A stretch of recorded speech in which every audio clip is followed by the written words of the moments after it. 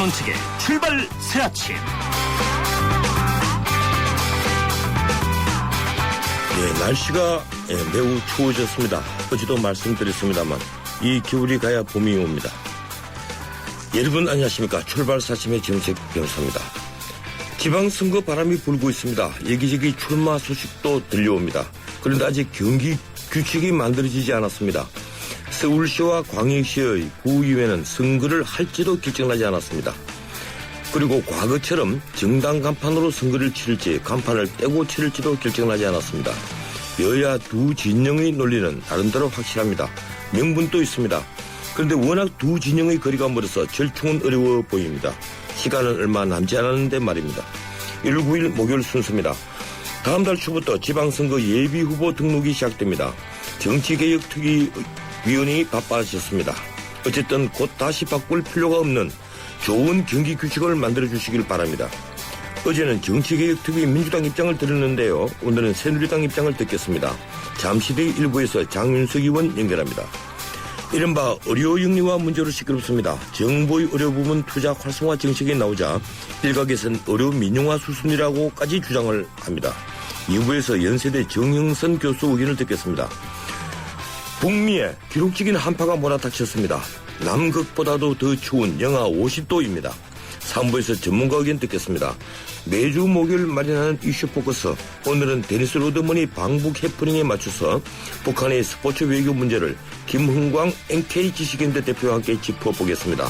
전우식의 출발 사진 출발합니다.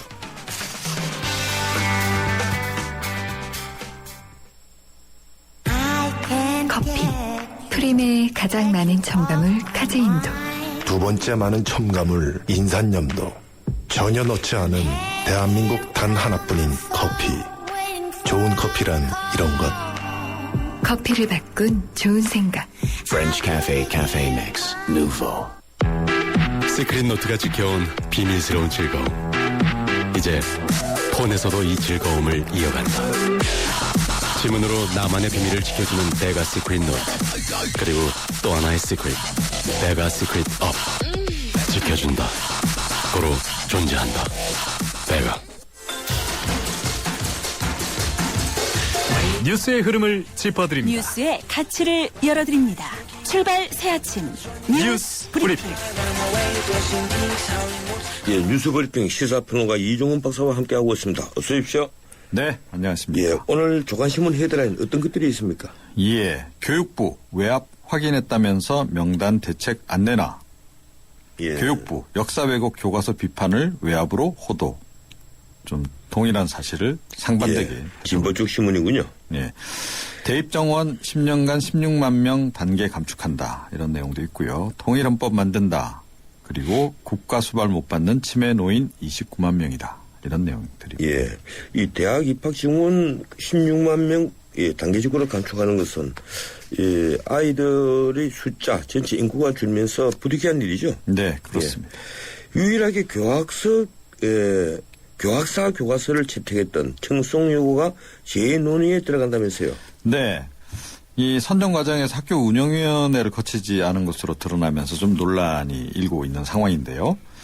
청송여고가 오늘 오전 10시 반에 학부모 간담회 또 학교 운영위원회를 잇따라 열어서 이 좀 원점에서 재검토를 한다고 합니다. 예. 이 강종창 학교 운영위원장에 따르면 이 운영위원으로 있는 학부모 대표들 대부분이 이 교과서 선정 철회에 어느 정도 의견을 모았다고 합니다. 어떻게 될지 모르겠고. 이 박지학 청송여고 교장도 외부의 압력에는 굴하지 않겠지만 학생, 학부형 또 선생님들이 원한다면 논란이 된 교재를 바꿀 수도 있다 이렇게 언급을 했습니다. 오늘 어떤 결론이 나올지 지켜봐야 되겠습니다. 예, 교육부는 어제 교학사 교과서 철회 과정에서 외압이 있었다 이렇게 결론을 내렸죠? 네, 그렇습니다. 교육부 나승일 차관이 어제 그 한국사 교과서 선정 변경 관련 특별조사 결과 발표를 했죠. 몇 개 학교에서 시민단체 등의 압력에 의해서 이 교과서 선정을 철회한 정황이 포착됐다 이렇게 밝혔습니다. 예, 그런데 그 학교가 과연 어디냐? 이 고교 명단은 공개하지 않았고요. 법적 제재도 가하지 않기로 했습니다. 그러다 보니까 이 특별조사 결과나 사후 대응을 둘러싸고도 좀 논란이 불거지고 있는데 보수 쪽에서는 좀 불만이 많은 것 같습니다. 예, 이 교사와 학부모들이 그 교과서를 결정하는데 개입하는 것은 모르겠습니다만 시민단체들이 개별 학교에 개입하는 것은 문제가 있겠죠. 이 새누리당은 역사 과목 국정교과서 환원하겠다. 이걸 이제 적극 검토하겠다는 건데. 네. 예. 국사 과목은 원래 74년부터 국정체제로 운영을 해오다가 2002년 그 현대사 부분부터 검인정 체제로 바뀌었죠. 현재는 민간 출판사에서 교과서를 제작해서 교육당국 사후검증을 거치고 각급 학교에서 자율적으로 채택하는 그런 식인데요. 예, 다시 교육부가 직접 통일된 교과서를 제작해서 각급 학교에 일괄 배포하는 방식으로 바꾸는 게 어떻겠느냐 이런 이제 얘기가 지금 여당 내에서 나오고 있는 겁니다. 황의호 대표, 최경환 원내대표 모두 그런 것에 좀 찬성을 하고 있는 입장이긴 한데 과연 그런 쪽으로 최종 결론이 나고 당론이 정해질지 아직은 좀 불확실하네요. 예, 이런 식으로 진영 논리에 빠져서 그 싸우는 것보다는 위원회를 한 1년 정도 열면서 예, 사실 이 역사 문제 진영 논리에 빠져 있는 부분은 현대사, 근현대사 부분인데요. 특히 그렇죠. 예, 그렇죠. 네. 예, 좀 그렇군요.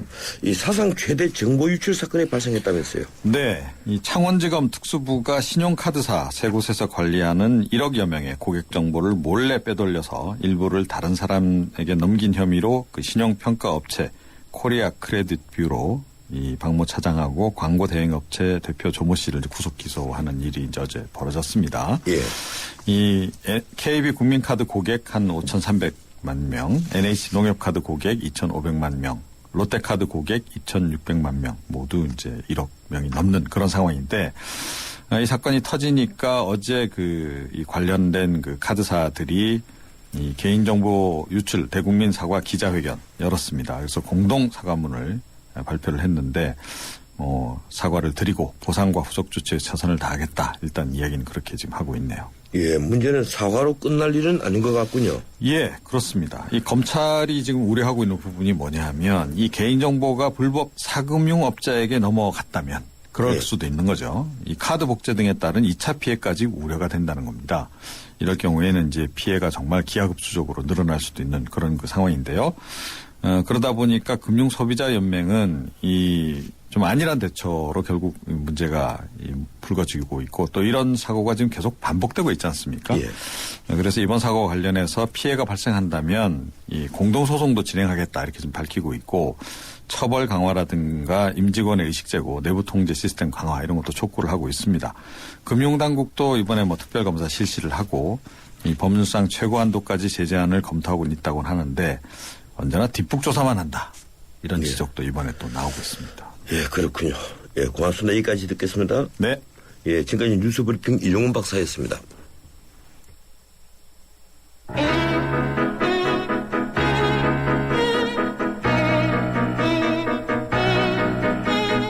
세상에서 가장 중요한 목소리는 지금 이 방송을 듣고 계시는 여러분들의 목소리입니다. 샵 0945 50원의 유료 문자 메시지와 YTN 라디오 모바일 앱 예스를 통해 지금 여러분의 의견을 남겨주세요. 가장 소중한 인터뷰가 될 것입니다. 지방선거가 채 5달이 남지 않았는데 정치권이 기초선거 정당 공천 폐지 문제와 교육감 선거 제도를 놓고 공방을 벌이고 있습니다. 당장 다음 달 초 예비후보 등록이 시작되는데 경기 규칙이 정해지지 않은 겁니다. 원래 기초선거 공천 폐지는 대선 후보들이 공약이었는데요. 지금은 위원론과 함께 새누리당이 광역시 특별시의 구의회 폐지론을 들고 나오면서 접점을 찾지 못하게 된 것입니다. 어제 이 문제를 두고 민주당의 입장을 들은 데 이어서 오늘은 새누리당의 입장을 듣겠습니다. 국회 정치개혁특위위원이죠. 새누리당 장윤석 의원 전화 연결되어 있습니다. 안녕하세요, 장 의원님. 네, 반갑습니다. 예, 반갑습니다. 새해 복 많이 받으세요. 예. 네. 오늘은 어제와 반대로 제가 새누리당 장 의원님만 인터뷰를 하기 때문에 제가 좀 일방적인 입장에서 그러니까 반대편 입장에서 좀 여쭤보도록 하겠습니다. 네, 양해를 그러세요. 바라겠습니다. 네, 예. 네. 예, 우선 새누리당은 기초선거 공천 폐지가 대통령 공약인데도 불구하고 폐지 자체를 반대를 하고 있습니다. 그 이유를 간단히 말씀해 주시겠습니까? 예, 아직 저희가 당론으로 뭘 모은 것은 아니에요. 아닌데, 이제 대통령 후보가 공약을 한 거니까, 뭐 공약을 이행하는 것은 좋은 일이죠. 그런데 이제 공약을 막상 이제 이행하려고 보니까 뭐 예를 들어서 재정이 감당하기가 어렵다든지 그것으로 인해서 부작용이 더 크다든지 뭐 또 들은 뭐 사회적 혼란이 또 예상된다든지 뭐 또 국가적 이익에 좀 그게 저촉이 된다든지 하면은 뭐 국민의 이해를 구해서 또 공약을 수정할 수도 뭐 있는 것이다. 이제 그런 생각을 합니다. 그런데 이제 그 기초선거에 있어서 정당 공천 이제 폐지 문제는 사실 2004년 전에는 기초의회 그 선거에서 공천을 안 했습니다. 금지를 했는데 정당 공천을 금지했던 그 당시에 그 선거법이 헌법재판소에서 이제 위헌 판결을 받았어요. 그래서 공천제를 실시하게 됐거든요. 근데 이제 공천제를 실시해 보니 뭐 이런저런 이제 단점이 있다고 해가지고 이제 그걸 폐지하자는 거 아닙니까? 그래서 이제 저희들은 그걸 다시 또 금지하고 폐지하게 되면 헌법재판소가 또다시 위헌 결정을 하게 되면 그것이야말로 국가적 혼란이 생기는 것이고 그래서 개선 방안을 찾아보는 게 좋겠다. 개선 방안을 찾지 않고 폐지하자는 거는 자칫하면 빈대 잡자고 이제 초가 삼칼을 태우는 일은 아닌가 이제 이런 걱정을 하지요. 그 이유 어떻든 대통령 공약을 무산시키게 되면 부담이 될 텐데 또 그리고 대통령 선거 때는 이런 위헌론이 전혀 검토되지 않았습니까? 뭐 그때도 그런 문제는 없지 않았지만은 이제 국민들 이제 여론조사를 해보면 아마 이제 공천 과정에서 생기는 뭐 여러 가지 난맥상들 그 폐해 이런 것 때문에 공천을 폐지하자는 국민들의 의견이 좀 높았지요. 그러니까 아마 그 국민의 의견을 수렴하는 의미에서 이제 공약이 나온 게 아닌가 그렇게 이제 생각을 합니다. 어쨌든 공약을 존중은 하지만은 또 공약을 이행하는 것이 국민에게 피해가 돌아간다면은 또 마땅히 공약에 대해서 어떤 개선 방안을 찾는 것은 뭐 나쁜 일은 아니다. 생각입니다. 근데 10년 전 헌재 결정은 그 후보자가 자기 정당을 명함에 밝힌 것, 이 자민련 그 후보자이던데요.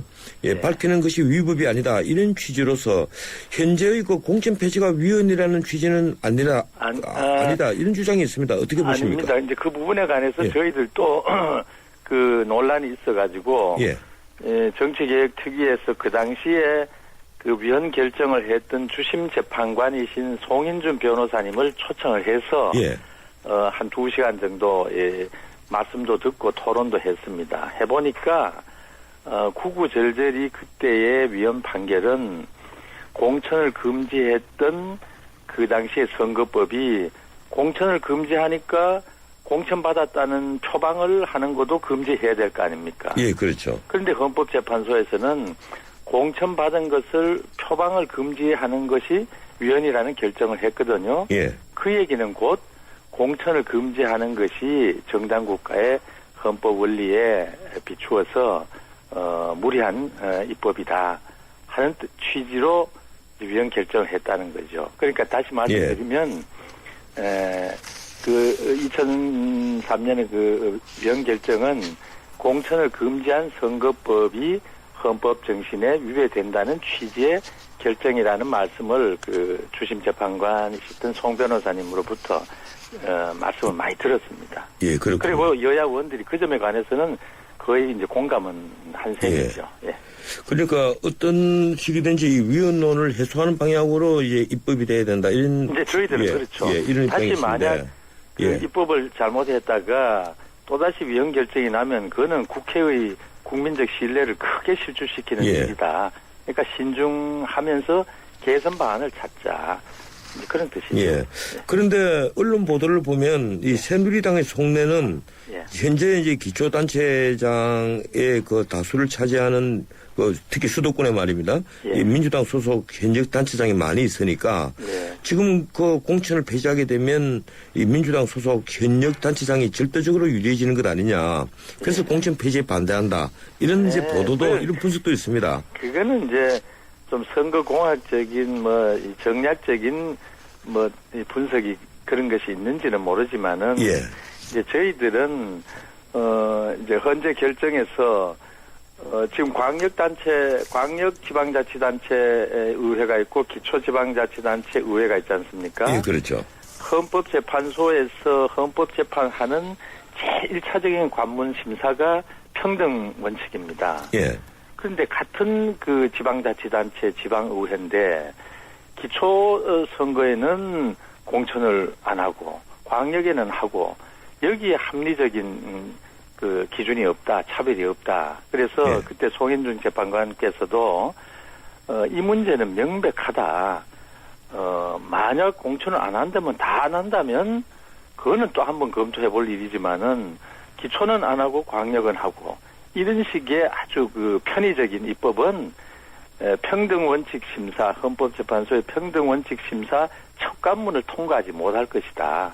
예. 이런 말씀도 이제 하셨는데 그런 의미에서 지금 제기되고 있는 기초의회만 공천 폐지하자 또는 조금 넓혀서 기초단체장 폐지하자 하는 입론은 저도 그 평등심사 원칙의 첫 관문을 절대 통과하지 못할 입법이다. 이제 그런 생각을 해서 저희들이 오히려 공천에서 예를 들면 부정의 소지가 있다면 부정을 막는 방안, 또 공천하는 과정에서 이제 국회의원이 이 장악을 해서 뭘 한다면은 국회의원이 공천 과정에서 심사 과정에서 손을 놓고 주민에게 공천을 다 돌려주면 될 것 아니냐. 이거는 개선하자 하는 의견입니다. 방금 이제 주민에게 공천권을 다 돌려주면 좋지 않겠느냐 이런 말씀을 하셨는데 사실 현역 의원들에게 공천 추천권 이건 엄청난 권리 아닙니까? 어떻습니까? 지금도 법률적으로 공천권이 추천권이 있는 것은 아닙니다만은 현실에서 지방의회 또는 지방자치단체장을 할 사람을 정당이 공천한다면은 가장 훌륭한 사람, 덕망 있는 사람, 능력 있는 사람, 경륜 있는 사람을 내보내는 게 정당으로서의 책임 아닙니까?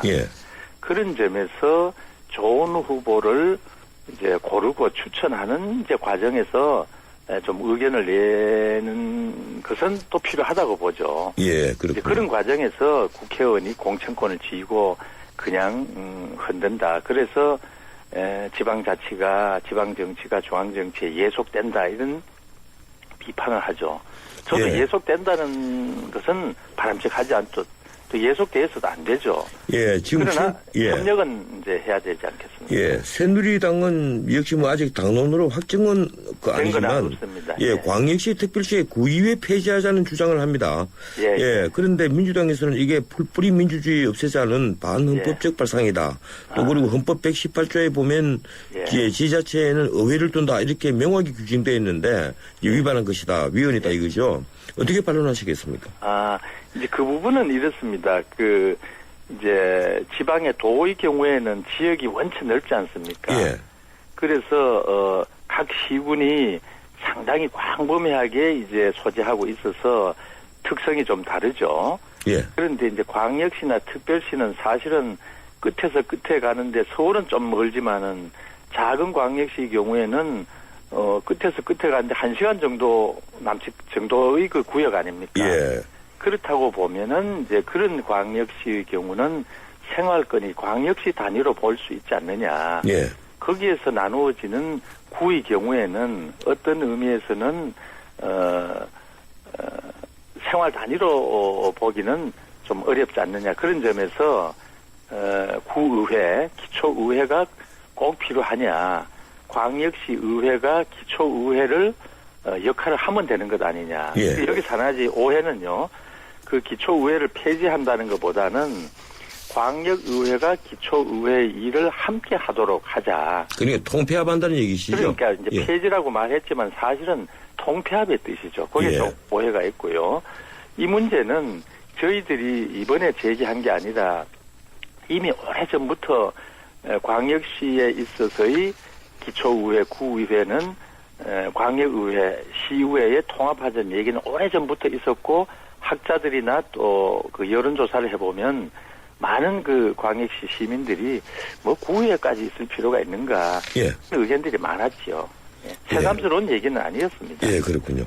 이 안철수 신당 쪽에서요, 이 네. 차제의 정당 기호를 폐지하자 이런 주장을 합니다. 예. 이 새누리당과 민주당이 아닌 군소정당, 신생정당은 너무 불리하다 이제 이런 거죠. 예. 어떤 의견이십니까? 글쎄 뭐 그런 의견이 이제 과거에도 뭐 없지는 않았어요. 그래서 뭐 정당 공천이 된다고 하더라도 뭐 기호를 굳이 둘 필요가 있느냐 하는 의견이 뭐 저도 이해는 갑니다. 이 부분은 예. 중앙선거관리위원회가 선거관리 차원에서 좀 검토를 해서 의견을 주면 뭐 저희들도 그 의견을 뭐 존중할 겁니다. 예.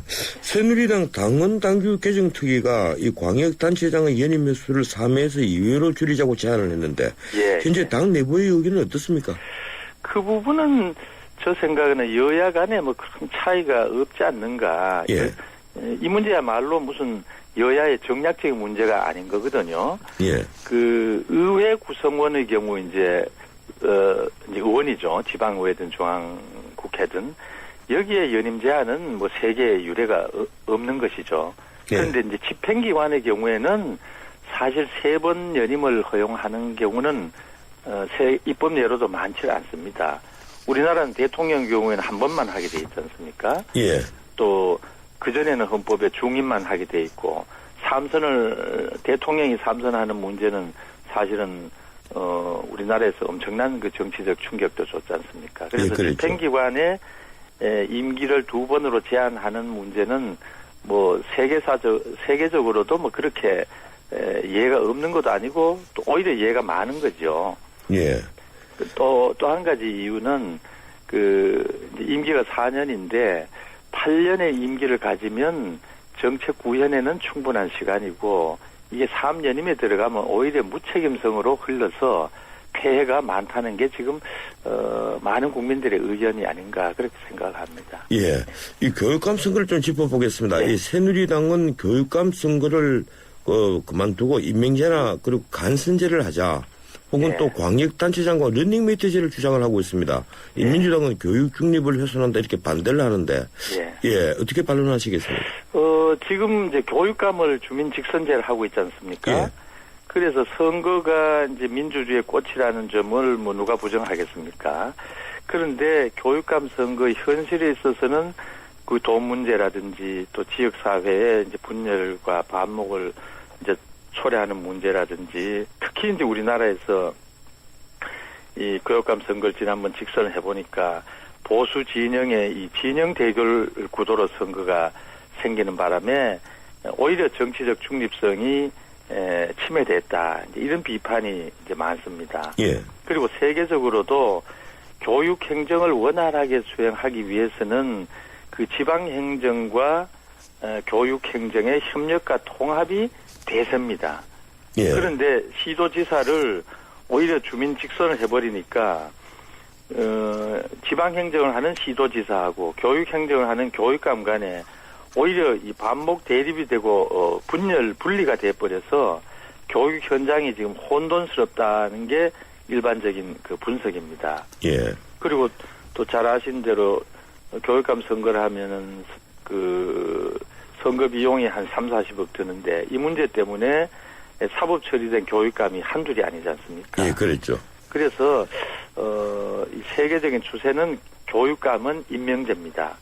거의 90%의 나라에서 임명제를 실시하고 있거든요. 예, 미국만 제외하고 그 임명제로 저도 알고 있습니다. 아닙니다. 미국도 예. 그 주에 따라서 조금 다르지만 주에 따라서 선거를 하는 데가 있고 임명한 데가 또 있군요. 예. 그렇습니다. 그래서 그 마치 그 임명을 하면은 정치적 중립성에 문제가 있다고 이제 보는 분들이 계십니다만은 정치적 중립성이 가장 강하게 절실하게 요구되는 게 사실은 대법원장과 헌법재판소장 아닙니까? 예. 그런데 그분들을 임명하고 있죠. 다만 임명 과정에서 절차에서 뭐 의회의 동의 절차를 요한다거나 청문회 절차를 둠으로써 정치적 중립성을 담보를 하면 되는 거지. 임명제가 정치적 중립성을 해치는 것은 결코 아니다. 예, 알겠습니다.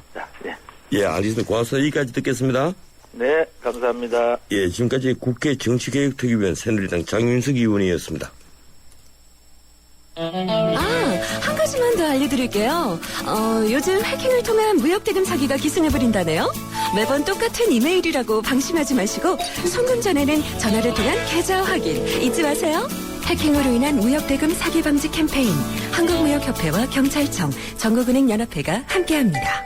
미안해 깎아주지 못해서 실로가 이름으로 깎아줄 테다. 하지만 11번가로 가면 다양한 할인에 마법으로 모든 걸 깎아줄 테야. 카드 할인, 포인트 할인, 쿠폰 할인, 모바일 할인. 시스타와 함께 할인의 마법은 계속된다. 11번가. 예, 지금까지 1부였고요. 잠시 뒤 2부 이어갑니다. 천년왕국 신라의 수도 경주. 인구 100만 명을 넘어선 거대 도시 경주는 당시 세계적인 국제무역항이었습니다.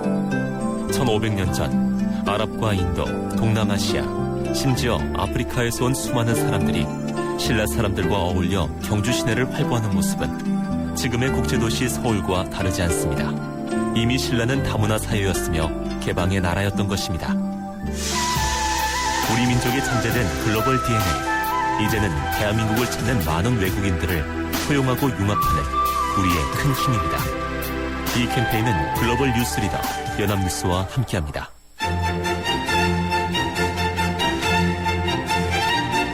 출근길 정통 시사 라디오 프로그램 YTN 라디오 전원책의 출발 새 아침. 예, 전원책의 출발 새 아침 2부 시작합니다. 지금 시각은 7시 36분이 막 됐습니다. 출근길 도로 정보 알아보겠습니다. 박아영 캐스터. 네, 잠시 잊고 있었던 것 같은데요. 겨울을 절실히 느끼게 하는 목요일 출근길입니다. 출근길 차량 예열 충분히 하시고 옷도 따숩게 입고 출발하셔야겠습니다. 오늘 아침 강변북로 구리 쪽으로 한강대교와 동작대교 사이 오전 6시 30분경에 고장차가 서게 됐는데요. 처리 작업이 지연되면서 조금 전인 7시 25분경에 견인 작업 마무리가 됐습니다. 때문에 여파를 좀 심하게 받고 있습니다. 후미로 성산대교부터 동작대교까지 정체가 심하게 이어집니다. 지고 있습니다. 출발 새 아침 교통정보였습니다. 삼성증권 모바일 엠팝 100배 페스티벌. GS 칼텍스에서 포인트를 100배나? 그럼 리터당 500포인트? 삼성증권 엠팝으로 신규 거래하면 GSM 포인트를 100배로 드립니다. 여보, 100배네. 삼성증권 엠팝 깔아봐. 1월까지 신청 시 월 최대 100리터까지. 자세한 이용 조건은 홈페이지 참조. 투자 손실에 유의하세요. 차들이 다 2,000으로 빠지고 있네? 롯데 아울렛이 있었네. 여보, 우리도 이제 가까운 이천으로 갈까? 이천 롯데 프리미엄 아울렛 오픈. 12월 13일부터 쇼핑이 더 가까워진다. 해외 명품부터 아동 스포츠까지 350여 개 유명 브랜드. 이천 롯데 프리미엄 아울렛. 진짜 크고 가깝네. 현대자동차 오너들의 휘파람 소리가 커진다. 난 주유. 난 쇼핑. 난 보험. 난 커피. 난 자동차 바꿔야겠다. 블루 멤버스 포인트로 원하는 대로 시작합니다. 자동차에서 라이프까지 블루 멤버스. 자세한 내용은 홈페이지 참조.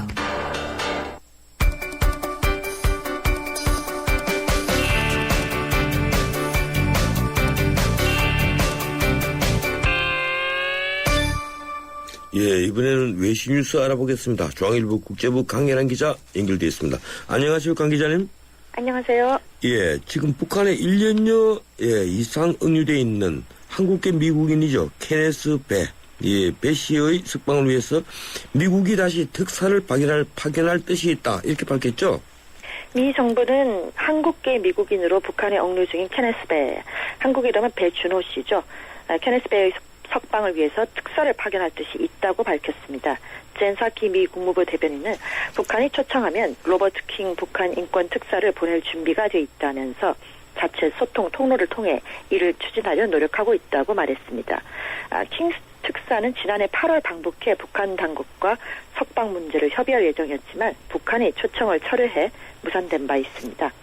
케네스 배는 2012년 11월 관광 가이드 자격으로 함경북도 나진에 들어갔다가 반공화국 적대 행위 혐의로 최고재판소에서 노동교화 15년을 선고받고 복역 중입니다. 예, 지난해 시리아 공습까지 논의되다가 가까스로 국제사회가 합의를 했었는데 지금 시리아 화학무기가 폐기를 위한 봉직 절차에 들어갔다면서요. 시리아 화학무기 1차 폐기분이 시리아 북부 라타키아항에서 러시아와 중국 군함의 호위 속에 덴마크 선박에 실려 공해상으로 이송됐습니다. 이 화학무기는 일단 이탈리아 항구로 옮겨진 뒤에 미 해군 수송화 케이프레이함에 실려서 공해상에서 최종 폐기될 예정인데요. 원래 화학무기 1차 폐기부는 지난달 31일까지 시리아 밖으로 옮겨질 예정이었지만 내전 격화와 기상 악화 등의 이유로 연기됐습니다. 이렇듯이 화학무기 폐기와는 별도로 시리아에서 내전이 계속돼서요. 최근 나흘간 민간인 46명을 포함해서 274명이 숨졌습니다. 2011년 3월 발발한 시리아 내전에 따른 사망자는 현재까지 12만 명을 넘어선 것으로 추정됩니다. 예, 경제 위기에 빠지는 그리스가 올해부터 무상의료 폐지를 결정했다가 거센 반발에 부딪혀서 이를 다시 철회하기로 했다면서요. 그리스 정부는 지난 1일부터 공공병원의 일회 진료비를 일괄적으로 25유로, 한국 돈으로 약 3만 6천 원 정도로 부과를 했습니다. 원래 무상진료 하던 것을 국제통화기금, 유럽연합, 유럽중앙은행 등으로 구성된 대외채권단 트로이카와의 약속에 따라 폐지한 것인데요. 야당은 물론이고 연립정부의 소수정당인 사회당도 무상의료 폐지에 격렬하게 반대했습니다. 결국 안토니오 사마라스 총리는 사회당 당수인 에반겔로스 베니젤로스 부총리와 논의한 끝에 진료비 부과를 없던 일로 했습니다. 대신 세수 부족을 메꾸기 위해서 담배세를 5센트, 약 73원 정도 올리기로 합의했다고 그리스 정부가 밝혔습니다. 예, 어느 나라나 담배 피우는 사람이 봉이군요. 예, 오늘은 여기까지만 듣겠습니다. 고맙습니다. 감사합니다. 예, 지금까지 중앙일보 국제부 강현한 기자였습니다. 뉴스를 창조하는 시사 프로그램, 뉴스를 풀어내는 시사 프로그램, 전원책의 출발 새 아침. 민영화 논란이 의료계로 번졌습니다. 정부는 의료법인이 자회사를 만들어 부대 사업을 할 수 있도록 의료부문 투자 활성화 대책을 내놨는데요. 여기에 원격 의료 도입까지 의사협회가 반대하면서 촉발됐습니다. 박근혜 대통령은 신년 기자회견에서 5대 유망 서비스 업종 중 하나로 보건의료를 꼽았고 육성을 위해서 규제 완화를 천명한 바가 있습니다. 관련해서 전문가 의견 듣겠습니다. 정형선 연세대학교 보건경제학과 교수, 예, 전화 연결되어 있습니다. 안녕하세요, 정 교수님. 예, 안녕하십니까. 예, 지난달 13일 정부가 내놓은 4차 투자 활성화 대책 가운데 의료법인의 자회사 설립 허용이 포함되어 있습니다. 의사협회가 저지에 나섰고, 예, 저희들도 인터뷰를 했었는데 야당은 의료 영리화 수순으로 이걸 보고 있습니다. 교수님은 어떻게 보십니까? 예, 지금 영리화 말씀하셨는데 어떤 것이 민영화다, 예, 또는 영리화다 이렇게 얘기를 하려면은 그 민영화라는 것이 무엇을 의미하고 영리화가 무엇을 의미하는지가 분명해야 이것이 맞다 틀리다 찬성 반대를 할 텐데, 예, 지금 그 부분이 조금 명쾌하지 않은 것이 최근 특히 의료 민영화, 의료 영리화 논란에서 그 문제인데요. 일반적으로는 공공기관을 민간으로 이렇게 넘기는 것이 민영화죠, 그죠? 예, 그렇죠. 그러니까 KT를 민영화한다든지 철도를 민영화한다든지 이런 일반적으로 인지되는 어떤 그런 의미에서의 민영화는 의료 분야에서는 이미 특히 의미가 없는 그런 이야기입니다. 이미 병원의 거의 95, 6%가 전부 민간 기관이기 때문에 예, 민영화 찬성이다 반대다 하는 것 자체가 성립이 안 되는 그런 얘기죠. 지금 논란이 되고 있는 것은 사실은 그 중에서 이제 의료법인이 운영하는 병원이라는 것인데, 예, 사실상 의료법인은 변호사님이시니까 잘 아시겠지만 전부 그 민간기관이지 이미 공공이 아닌 것이죠. 즉 프라이빗입니다. 따라서 예, 민영화라는 말 자체가 성립되는 것은 아니고요. 다만 프라이빗이지만 비영리, 즉 non-for-profit인 것이 지금 의료법인입니다. 예. 이번에 그 정부에서 의료법인에다가 자회사를 인정하겠다라는 방안을 내세웠는데요. 저는 이거는 문제점을 가진 그런 방안이니까 제거해야 된다는 그런 생각입니다.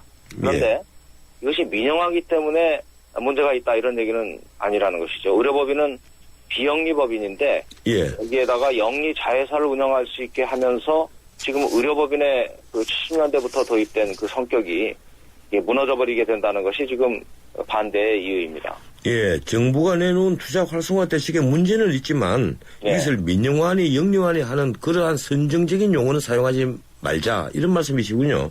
예, 이제 조금 더 설명이 되면은 나올 수는 있는데 우리가 흔히 말하는 그 민영화다 그런 의미로 얘기하기보다는 그 영리화라고 하는 의미에서는 뭐 약간의 그런 성격이 있어요. 지금 말씀드린 대로 기존의 비영리법인이었던 의료법인에 예, 그렇죠. 영리의 자회사를 두게 하는 것이기 때문에 그런 의미에서는 영리 쪽으로의 방향이 일부분이 늘어나는 의미에서의 영리화다라고는 얘기할 수 있습니다. 그러니까 전혀 근데 민영화라는 의미하고는 뭐 큰 차이 얘기고요. 뭐 그런 점에서 근데 다만 이제 그게 문제라는 것이라기보다는 지금 현재 의료법인이라고 하는 것이 여러 가지 상속세라든지 각종 세제 혜택을 받아서 형성된 것인데 여기에 그 영리 회사가 자회사로서 운영될 수 있도록 하게 되면은 여러 가지 그렇게 상속세를 통해서 형성된 재산이 빠져나갈 길이 공식화된다라는 점에서 문제가 있다 하는 입장. 예, 어쨌든 정부는 의료법인이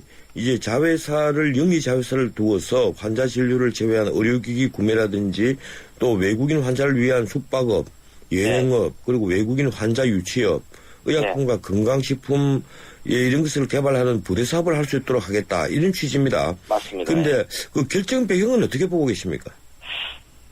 보통 대부분의 사람들이 조금 잘못 알고 있다든지 좀 심지어는 의료 정책의 전문가들도 혼동을 갖고 있는 것이 있는데요. 예. 우리 전 변호사님은 전 원장님은 지금 우리나라에 영리병원이 있다고 생각하십니까? 없다고 생각하십니까? 예, 저는 없다고 보고 있습니다. 없다고 보고 있습니까? 예. 사실상 우리나라 병원이 한 3,000개 정도가 있어요. 예. 3,000개 중에서 한 1,600개에 해당하는 병원이 예. 의사 개인이 만들어 소위 개인 병원이라고 하는 건데요. 이 개인 의원이죠. 예. 아니, 의원이 아니고 병원이요. 예, 예. 심지어는 종합병원도 개인 병원이 있습니다. 개인 그렇군요. 의사가 만든 원장이면서 그런 것들은 전부 개인인 의사가 만약에 그 병원의 운영에서 어떤 이익이 나서 비용을 다 제하고 이익이 나면은 의사가 그 원장이 가져갈 수 있는 거죠. 소득으로 세금만 제대로 낸다면. 예, 그렇군요. 지금 현재 1,600개에 해당하는 병원은 성격상 for profit, 즉 영리입니다. 즉 우리나라의 영리병원이다 절반 이상의 병원이 숫자로 영리병원인 것입니다. 그러니까 수가만 묶여 있지 사실은 영리병원들이 개인 병원을 포함해서 많이 있다 이런 말씀이시군요. 네, 예. 사실은이 아니라 실제 법적으로 영리병원으로 돼 있습니다. 다만 지금 이제 혼선을 좀 빚고 있는 것은 영리법인이 운영하는 병원이라고 하는 것은 허락돼 있지 않아요. 예. 즉 지금 현재 병원을 운영하려면 자연인으로서의 그 병원 운영이 가능한 것은 이제 의사, 한의사, 조산사, 치과의사 이렇게 네 가지 종류인데 만일 그렇지 않은 사람들이 병원을 운영하려고 할 때는 법인을 만들어서 외에는 안 되는데 이 법인이라고 하는 것은 비영리해야 된다는 거죠. 영리가 됐었다 이렇게 되는 건데 다만 이제 최근에 그 조금 전에 질문하신 것과 관련해서 이제 정부가 특히 기재부에서 서비스 발전, 산업 발전 기본법을 추진하면서 이제 의료 서비스를 크게 부각시켰어요. 뭔가 여기다가 알맹이를 넣으려다 보니까 이제 그럴듯하고 요즘 인기 있는 분야가 이제 보건의료 서비스 분야니까 여기서 찾았는데 상대적으로 이 의료 서비스 특성에 대해서 상대적으로 이 구체적인 컨텍스트를 좀 제대로 알지 못하는 어떤 경제 관료들이 대통령의 어떤 지지를 받아서 굉장히 지금 무리한 정책을 밀어붙이게 된 것이고 이 평상시에 복지 관료들이나 이쪽에서는 이러한 의료법인에다가 그 영리 자회사를 한다든지 이런 것에 대해서는 소극적이나 반대 입장이었는데 이번에 워낙 강하게 대통령의 지지를 받아서 경제 관료들이 밀고 나가니까 지금 이 위세에 끌려가지고 눌려서 끌려가고 있는 것이 지금 현재 상황이라고 저는 그렇게 해석을 하고 있습니다. 예, 그런데 우리나라에 치료를 받기 위해 오는 외국인이 지금 늘어나고 있지 않습니까? 네. 이 정부 계획이 실현되면 그 우리 의료계 수익이 늘어나지 않을까요? 어떻습니까? 그분만큼 수익이 늘어날 수 있고요, 당연히. 그리고 만약 그것이 우리 의료가 충분히 수용 가능하다 그러면은 그거는 정부의 방침대로 가는 것에 대해서는 좋다고 생각을 해요. 다만 지금 질문과는 직접 관계는 아니지만 사실은 얼마나 우리나라의 의사들이 충분히 공급돼서 그 사람들 수용하느냐 하는 것에 대한 고민은 좀 있습니다만은 그 자체는 그렇게 반대할 필요는 없다고 저는 그렇게 생각하고 있습니다. 예. 의사협회가 반대하는 이유의 이 일반적인 내용은 이렇습니다. 이게 이 정부 안대로 시행을 하게 되면 동네 병원들은 전부 다 고사를 해버린다. 의료 수가는 현실화하지 않고 왜 이게 동네 병원들 전부 다 고사시키려 하느냐 이제 이런 주장들입니다. 이 점은 어떻게 보십니까? 예, 제가 다시 말씀드리지만 이렇게 좀 계담 수준에서 얘기하는 그런 민영화. 예. 갑자기 뭐가 변화하면 대형 병원들이 동네 병원을 잠식한다라든지 이런 수준의 것을 가지고 하기는 좀 어렵고요. 예. 지금 의료법인이 자회사가 인정이 됐을 때 그동안의 세제 혜택이나 이런 면에서의 사유화의 길을 열어주는 점에 대해서 반대한다는 것이지. 예. 아까 말씀하신 대로 대형 병원이 동네 병원을 잠식한다 하는 것은 굉장한 비약이 되기 때문에 이런 뭐 비약을 몇 단계 한 상태의 어떤 얘기 자체 가지고는 뭐 그렇게 거는 언급할 가치가 별로 없다는 괴담 수준의 얘기라는 그런 생각입니다. 예, 그렇군요. 또 하나 쟁점은 원격 진료인데요. 이 동네 이원급인 1차 의료기관에서 원격 진료를 하겠다 하는 게 아마 정부 입장인 것 같습니다. 제가 아주 상세한 내용을 제가 브리핑을 못 들어봐서 잘 모르겠습니다만은 그렇죠. 그런데 그 배경은 이런 것 같아요. 고혈압, 당뇨 등 상시적 관리를 받아야 하는 만성질환자 그리고 낙도나 오지에 있는 환자들에게 필요하다는 겁니다. 어떻게 보십니까?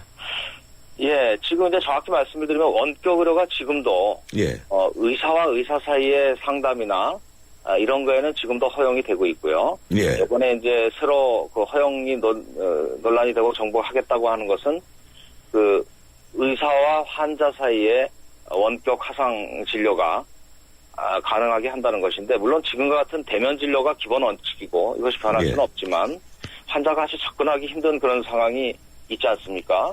뭐 그런 거에 대해서는 예외적으로 허용하겠다는 그런 얘기고요.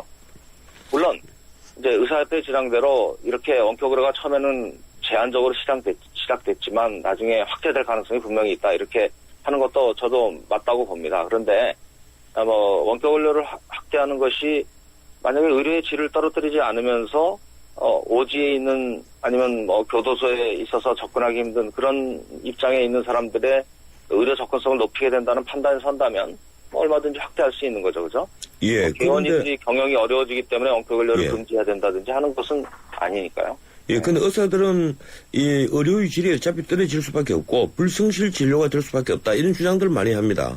예, 근데 좀 미리 예단할 수는 없어요. 오히려 더 정확한 진료가 이런 보조를 받아서 가능해질 수도 있습니다. 물론 의료의 주장대로 불성실 진료가 될 가능성도 물론 또 있죠. 그러니까 일반 대면 진료도 영상 진료라든지 기술의 도움이 없으면 정확한 진단이 어려운 것과 마찬가지입니다. 그러니까 중요한 것은 여러 가지 가능성이 있는데 이를 개원 의사들의 업권을 위협할 수 있다라는 이유로 미리 모든 발전의 가능성을 막아버리는 것이 맞느냐 하는 것이죠. 이것은 제가 보기에는 불필요한 규제를 푸는 차원에서 이렇게 접근을 해야 되는 것이고 특히 모바일 헬스라든지 이헬서 같은 이런 기술은 지금 최근에는 뭐 스마트폰으로 앱으로 심전도까지도 체크할 수 있는 이런 세상인데 청진기를 중심으로 한 대면 진료를 계속 고집하기는 힘든 상황이 앞으로 뭐 명확하게 우리 앞에 있습니다. 즉 의료에서 이런 파괴적 혁신이 있게 돼 있는데 어떠한 그런 것에 대한 제약을 푸는 차원으로 우리가 이 부분에 대해서는 접근해야 된다 하는 입장입니다. 예. 이 끝으로 하나 더 여쭤볼 것이 이 약국을 그 의료법인에서 대형병원에 곧장 개설하는 문제입니다. 약국법인을 두겠다는 건데요. 현 상황은 이런 것 같아요. 대형병원 부근 약국들이 고객유치 경쟁도 벌이고 있는 데다가 또 한두 개 약국들이 사실상 독점을 하고 있다. 이런 이제 내용들인데 그래서 차라리 환자의 편의를 위해서 병원 안에 약국법인을 만드는 것이 옳다. 이런 그 판단인 것 같습니다. 어떻게 보십니까? 지금 뭐 질문이 뭐 여러 가지가 동시에 나왔는데 병원 안에 약국을 두는 그런 건 또 다른 지금 논란거리고요. 그것은 과거에 의약 분업을 하면서 병원 안에 약국을 금지시켜버린 그것에 대한 논의이기 때문에 별도 이거 이제 약국 법인을 둔다는 거죠? 약국 법인에 관한 거죠. 지금 그 약국 법인이 들어오면서 뭐 약사들도 다시 또 민영화 반대, 영리화 반대라고 하는 것을 내세웠는데 거기서 말하는 약국 법인이라는 것은 그 헌법재판소의 판결에 따라서 약사들로 구성되는 어떤 유한 책임회사 형태의 법인을 얘기하는 것이에요. 그렇기 때문에 지금 이 안을 가지고 무슨 대형 약국이 뭐 담합을 해서 제약사 약값을 올리고 뭐 민영화 반대하고 하는 거는 굉장히 여러 단계의 비약입니다. 지금 저 약국들은 전부 뭐 개인 그 업인데 뭐 영유화 반대, 민영화 반대 지금 뭐 약국이 공공기관도 아니고 그런 차원에서 이렇게 약간의 정치적인 프레임 그런 차원의 얘기를 하는 거는 그 약사들까지 나서 그렇게 하는 거는 좀 제가 보기에는 이 컨텍스트가 다르고요. 다만 법인을 운영했을 때 개원 약국들이 또한 업권에 훼손이 올 수 있다라는 차원에서 지금 일부 얘기하는 것인데 결국 민영화 논란에 편승돼 있는 그런 주장이다 이렇게 생각이 됩니다. 예, 고맙습니다. 여기까지만 듣겠습니다. 고맙습니다. 예. 지금까지 연세대학교 보건행정학과 정형선 교수였습니다. 침대는 과학이다. 침대과학 50년이 이룬 세계 최고 기술력. 배우던 나라에서 가르치는 나라로 우리 침대에서 자기 할 것이다. 전 세계인을. 에이스 침대. 아빠는 얼음 낚시. 엄마는 눈조각 구경. 예쁘네. 나는 썰매 타기. 온 가족이 함께하는 동강 겨울축제가 12월 27일부터 열립니다. 겨울 낚시도 얼음 축제도 동강에 다 있습니다. 동강에서 만나요. 제2회 영월 동강 겨울축제. 웰빙 건강 한국문화 실용복지 실력이 참 좋은데 원광 디지털대학교. 선취업 후진학의 기회가 참 좋은데 원광 디지털대학교. 주부도 직장인도 꿈을 이루기 참 좋은데 물론 원광 디지털대학교지. 차민재를 키우는 특성화 사이버대학 원광 디지털대학교 2월 12일까지 신편입생 모집. 아이고 우리 심청이가 팔려가다니.